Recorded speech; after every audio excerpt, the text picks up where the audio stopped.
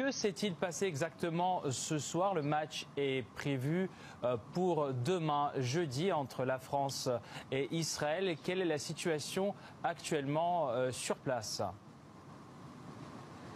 Bonsoir Oleg, bonsoir tout le monde. Eh bien écoutez, l'ambiance elle est extrêmement tendue ce soir à Paris puisqu'il y a une énorme manifestation pro-palestinienne qui a été organisée en fin de journée du côté de Saint-Lazare, direction place de la République. Plusieurs milliers de personnes se sont réunies en fin de journée à Paris pour protester contre un gala polémique organisé à la faveur d'Israël. Pourquoi est-ce qu'il est polémique ce gala? Eh bien parce qu'il est organisé en présence de plusieurs soutiens aux soldats de Tsahal que ces manifestants pro-palestiniens estiment coupables de génocide sur la bande de Gaza et dans les territoires de Cisjordanie par exemple. Il est organisé également ce gala en présence de soutien à la colonisation de Gaza et de la Cisjordanie. Un gala auquel devait participer le très controversé ministre israélien des Finances, Bezalel Smotrich, figure de l'extrême droite israélienne. Il avait par exemple déclaré qu'il était justifié et moral de priver de nourriture 2 millions de Gazaouis lors d'une discussion au sujet d'un éventuel blocage d'Israël sur le transfert de l'aide alimentaire vers Gaza. Gala auquel ne participera pas ce ministre israélien de la Défense. Cela fait des semaines et des semaines que ce gala est organisé et cela fait des semaines et des semaines que les manifestants, les soutiens au peuple palestinien, plusieurs associations de défense des droits de l'homme et des partis politiques comme par exemple les écologistes ou la France insoumise tentent de faire interdire ce gala. Il a finalement eu lieu ce soir et c'est pour ça que cette grande manifestation en faveur de la Palestine a été organisée ce soir. C'était pour protester contre ce gala. Alors ce ministre, il a finalement annulé sa venue ici ce soir à Paris. Pourquoi?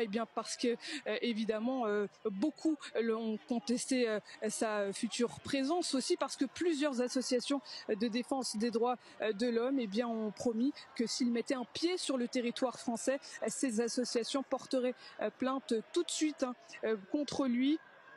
Je cite pour complicité de torture et de crimes de guerre liés notamment aux actions de l'armée israélienne en Cisjordanie et à Gaza. Alors je le disais, plusieurs associations de défense des droits de l'homme ainsi que la France insoumise avaient depuis des semaines demandé l'interdiction de ce gala intitulé Forever Israël. Il a finalement eu lieu parce que la préfecture de police de Paris estime qu'il n'y avait aucun risque de troubles à l'ordre public ce soir. Cette manifestation qui se déroule en ce moment même à Paris, manifestation pro-palestinienne qui réunit des milliers de soutiens au peuple palestinien. Elle est en train de dégénérer au moment où je vous parle parce que la police tente d'y mettre un terme depuis un moment maintenant. Alors du gaz lacrymogène a été lancé en direction des manifestants. La Brave M, la brigade de répression de l'action violente motorisée, est également sur place. Plusieurs manifestantes étaient blessées, ont reçu des coups de matraque ce soir. L'ambiance, je le disais, elle est très tendue ce soir à Paris et elle n'est pas prête de s'apaiser puisqu'on est à la veille d'un match de football qui va opposer donc l'équipe de France ce jeudi soir à l'équipe d'Israël. Cela fait des semaines également que beaucoup appellent à l'annulation de ce match, au boycott de ce match.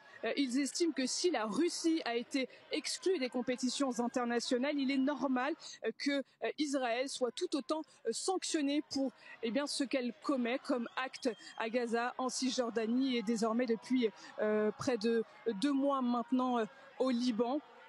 Un match qui aura finalement eu lieu.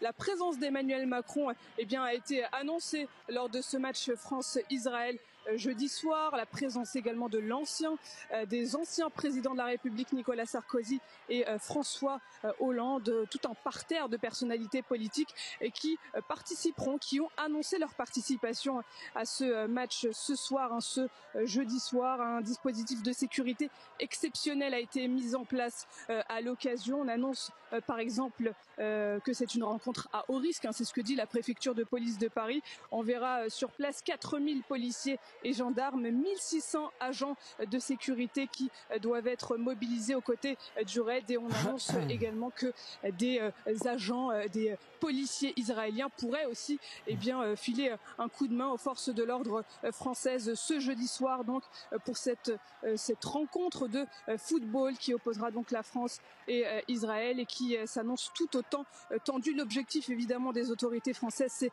d'éviter que cette rencontre crée des heurts comme ceux qu'on a pu voir du côté d'Amsterdam la semaine dernière. Donc voilà ce que je peux vous dire au moment où je vous parle. Donc une situation extrêmement tendue, une ambiance assez anxiogène ce soir à Paris, qui n'est pas près de s'apaiser, loin de là.